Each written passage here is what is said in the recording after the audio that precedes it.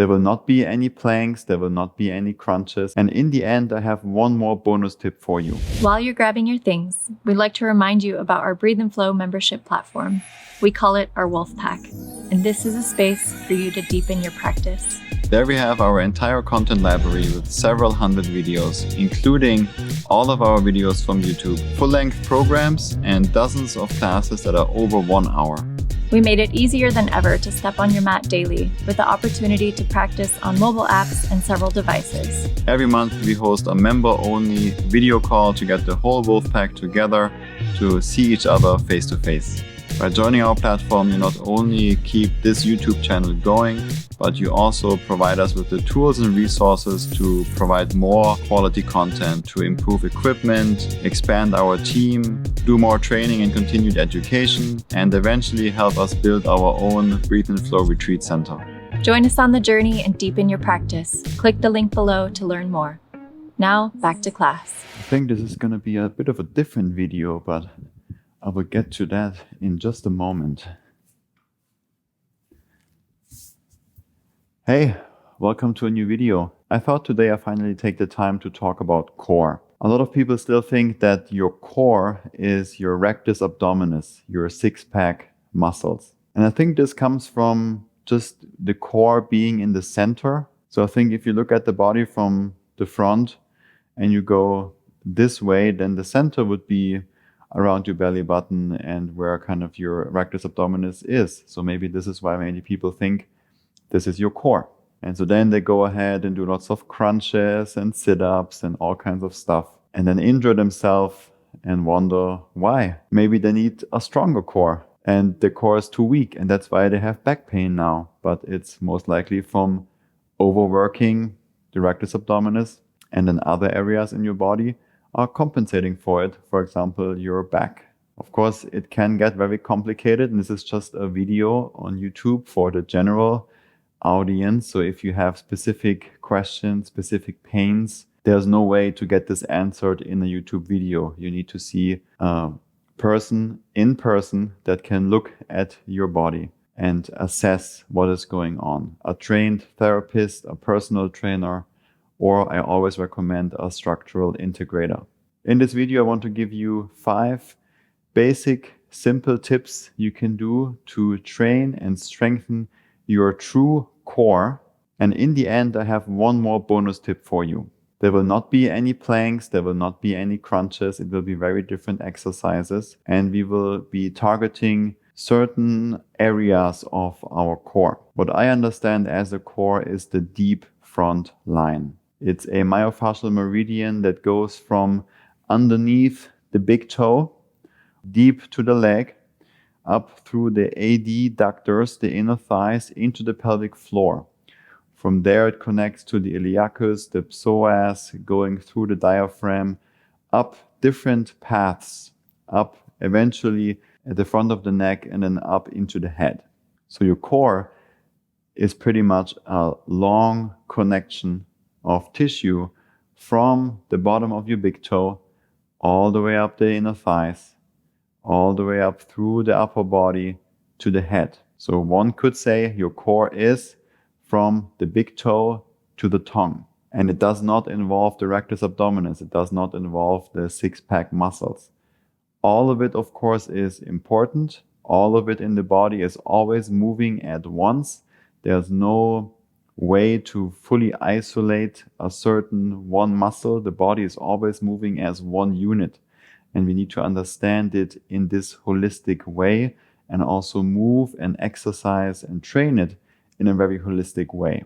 This is why yoga asana, as I share it here on this channel, is so beneficial, because it's very holistic and you're moving in all directions all the time with the whole body. It's a perfect combination of strengthening, of shortening, and also of lengthening, expanding. A lot of people have a weak core, meaning now a weak deep front line that is just drawing the energy down. They're lacking youthfulness, vitality, energy. Maybe they're spiraling into depression. It's just down. It's not responsive. It's not strong. It's not uplifting. So what we want to do with this practice today is to encourage this uplift, this youthfulness, this uprightness, this connection from the feet, from the floor all the way up through the center of your body, through the center of your being.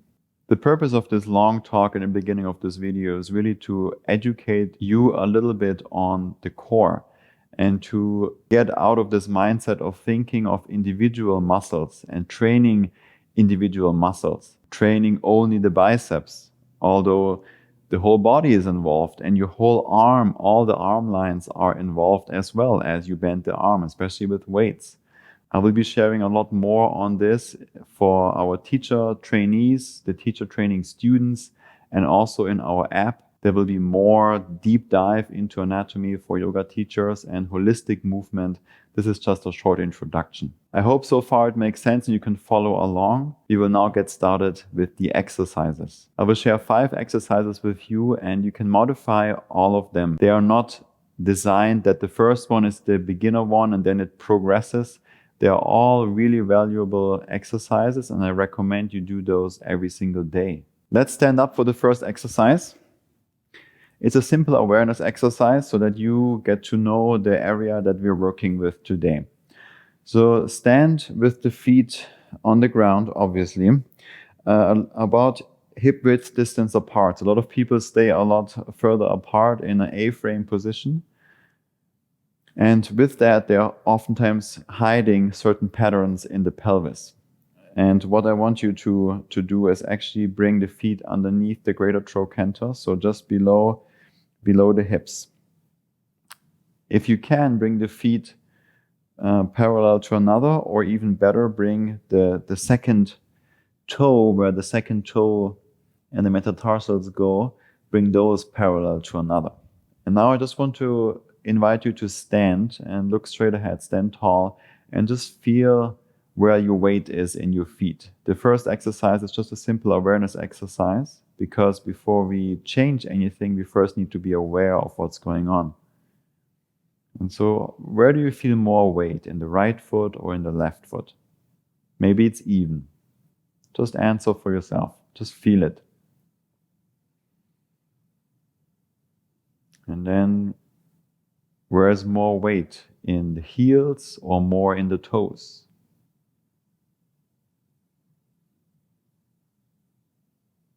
Just again answer it for yourself. And then imagine there's 4 corners pretty much on the bottom of your foot. One corner is the outside edge where the pinky toe is. The other corner is where the big toe is. And then there's 2 more corners. Some people summarize it as just one, which is the heel. But let's be a bit more precise than that and feel where the weight is in your heels, more on the outer edge of the heel or the inner side of the heel. So imagine those 4 points of contact. And again, oftentimes people say 3 points because they just see the heel as one, which is perfectly fine. So just answer that for yourself. What we want to focus on now, and where the deep front line really begins, is underneath the big toe. So where the big toe starts to connect to the foot, we call it the big toe mount. And there's a lot of strong muscles connecting to it. The strongest one is tibialis posterior. And there's also flexor hallucis longus and flexor digitorum longus. And then they go around below the medial malleoli, the ankle. And then they go deep into the leg. So the leg is the part below the knee. They go deep into that, beneath the calf muscle, underneath the calf muscle. And then we travel from there up to the inner thighs, the adductors into the pelvic floor, and then psoas, iliacus, everything, diaphragm going up. So we're going to focus mostly on that area from the hips, including pelvic floor, down into the feet. So just feel that connection of the big toe to the ground. And so imagine this is a hinge, and you want to hinge and move, have most of your weight in that point. So what we're going to do as the first full exercise, second one in the list, the first one was just awareness, but the first real exercise, is to stay in this position. Keep looking forward if you can, and then just lift the heels up. So with this, you are strengthening and shortening the deep front line, and you lower the heels back down. And this is already the first exercise. So you lift the heels and lower down. Stay connected with that big toe mount. And we just do 5 of those just for you to get a feel. And oftentimes 5 to 10, several times throughout the day is fantastic. So what I want to invite you to look at, now come back down with the heels. A lot of people, they come up and then they go out with the heels. Or maybe some people go in. So I invite you to stay in one line. So the heels come up, just up and down, and you're staying with the toes also connected. So you just go up and down. There's no going out or in. There's no inversion or eversion, as much as you can. So this is the first one. A variation of this is to lift the heels up, and then you do like a half lower and then fully lower. So you lift, lower, lower, lift, lower, lower. And this is a great one because you can also get a nice impulse into the superficial back line, the back side of your body, as you really let the heels drop and do a little falling, dropping, bouncing down. So you lift, lower, lower, lift, lower, lower. And the second lower is really a bit more firm. Lift, lower, lower. So you're sending this information up the superficial backline. So this is the variation of it. For the third variation of this simple exercise, we use the stairs or blocks. So I will get blocks real quick. You can just watch for now. You don't have to follow along. But you would put the blocks down like so, or go to a step. You step on it, and then you can actually lower further down than horizontal, and then you lift up. And then you slowly lower down. So you're going with the heels lower than the toes, then you lift up to really work a different angle, work with this contraction and strength from a more lengthened position. And so again, you can also do those lift and then half lower, fully lower, lift, lower, lower, and so on. Really beneficial. Now the next one is to do this one-legged. So without the blocks, you would do this just on one leg. So you can hold on to something and you would just lift and lower. You can keep your balance, do whatever you need to do for your balance, and try to keep the heel only going up and down, not so much like left and right. So this is very challenging for the core, very strong core exercise. This is one that I do a lot because it's pretty challenging for me. And you can do 5 to 10 each day, maybe several times a day, and then you switch sides. So just up and down. If you're too wobbly here and you really want to isolate on a clean repetition, you can use a railing, hold on to something. So just up and down. And of course, you can also do the up and down, down, up, down, down. And then to take it one step further, you would do this still with one leg, but on a staircase or on a block. And you would lower and lift. You would go with the heel lower than the toes and lift up. Very challenging for my balance, so I would also hold on to something to really isolate clean repetitions. And then you switch sides. Important is that you stay with the big toe mount, so the ball of the big toe on the block or the stairs. You don't want to go beyond that, so you're only holding on with the last bit of your toe. You want to actually be there with the big toe mount. So I'm just going to do a few here.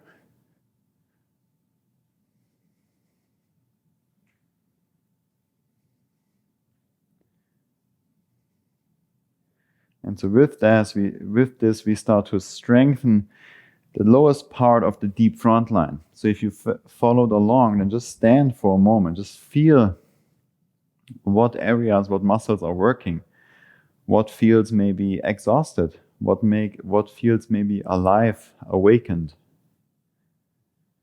what feels like it's lifting up, reaching up into the rest of your body. So far we focused on the lowest part of the deep front line. Now we are focusing more on a higher area, mostly the adductors and pelvic floor, going into all the structures above. But remember, this is just more emphasis on those areas. It's not isolation. There's nothing that can work in isolation in the body. It's always all working as one body. The next exercise is therefore focusing more on the inner thighs, and we will come into a goddess position. So I recommend bringing the feet wide apart, and then roughly the toes and the thighs pointing in the same direction. Lower the hips down, and you might already feel some lengthening here in the inner thighs, but also some contraction and strengthening. And this goes all the way around the quads, so that way really everything is involved in this movement. A great first variation is to just hold this position. I recommend holding for 30 seconds to a minute, maybe working your way up to a minute, maybe more. You can always go lower as you also open up more in this area. Another one is to then go up and down. You can do whatever you want with your hands.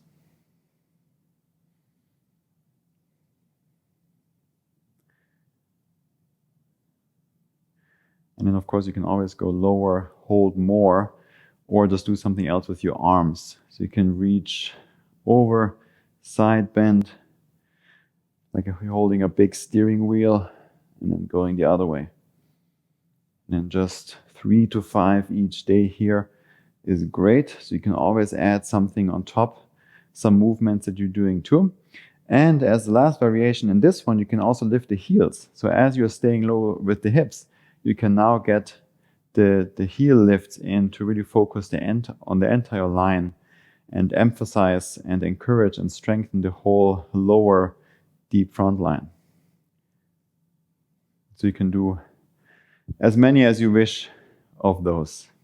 As the last exercise before we get into the bonus is to simply put a block or a practice ball or something between the thighs or between the legs.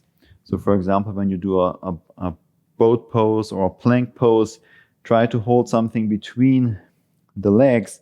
So you actually have to squeeze it together and therefore activate your core and activate your deep front line. So you would just put something there and then come into a plank position, for example, and it just gives this extra support and activation through the core. If you start to get weak there or forget about it, the block would just fall down.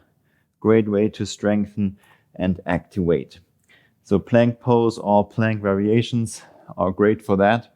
You can also do this in any kind of boat pose variations. You can put the block on the thinnest setting between the thighs because you don't want to be fully out with the legs. Like I said earlier, you want to have the legs aligned underneath the greater trochanter and the hips. Roughly the hips, more or less, for most people, this works as a guide. And so you don't want to go too far out. Especially men, we're sitting already with the legs so far apart a lot of the times anyway. And so this is all lengthened and could benefit from some more strength. I think this also might be the reason why a lot of men, especially, stand in this A-frame position because it just shortens the abductors. So grab a block or something, and then you can come into a boat pose like this. Just a little bit more engagement through the deep front line, a little bit more activation. Could also be between the legs, and it's a whole different, and then of course, many different variations you could do. It's a whole different level of activation of your true core. Now there's one more bonus tip I would like to share with you, and I will get up and get my piece of equipment, which is actually a trampoline or a rebounder, as people call it. I just call it a trampoline for adults. I have a link in the description below if you want to get one for yourself. This is something I use daily in addition to these exercises I shared with you integrated into my yoga flow practice. This is something I really like to do as a quick kind of pick me up activation after long periods of sitting at the desk or after ice bath or anytime throughout the day. You can go by repetitions.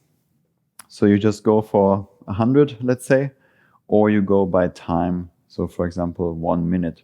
And you do the same exercises. So you don't want to just jump like a kid on it. You want to, although you can do that too, and keep it playful, of course, and have fun and do all these things. But for the purpose of emphasizing and training, strengthening the deep front line, you do the same exercises. It's just now on a wobbly ground. So you would stand, same position, feel the connection of the big toe mount to the surface, and then you would lift the heels up, straight up and down like a hinge. Up and down, up and down. Or up, down, down, up, down, down, up, down, down, and so on. Or if you feel strong and balanced, you can do one leg. You can bend one or straighten one, and then you would lift up. Let me go into the very center. This is definitely very challenging. You would lift up and lower, lift and lower, and switch sides. This is also my max. This is what I would have to, or I would like to practice more, and I am practicing more. Just need some more training and strength here. So this is where I'm not balanced and strong enough yet on such a wobbly surface.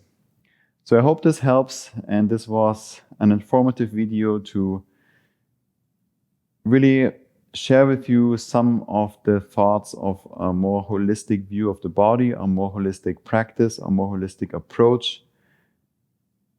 It's okay if you do certain core exercises from time to time, but the real benefits are really in these holistic movements, emphasizing, focusing on the deep front line. So I invite you to integrate those into your training, into your practice. Let me know in the comments below how you feel, how it goes. Are they challenging? Are they easy? Are you still going to go back to doing 500 sit-ups a day? Or what are you going to do with this new information? Thanks so much for sticking around till the very end. I'm looking forward to seeing you very soon. And I have more information in the description below, so just take a look, check it out. Have a fantastic day. Much love and gratitude. Namaste.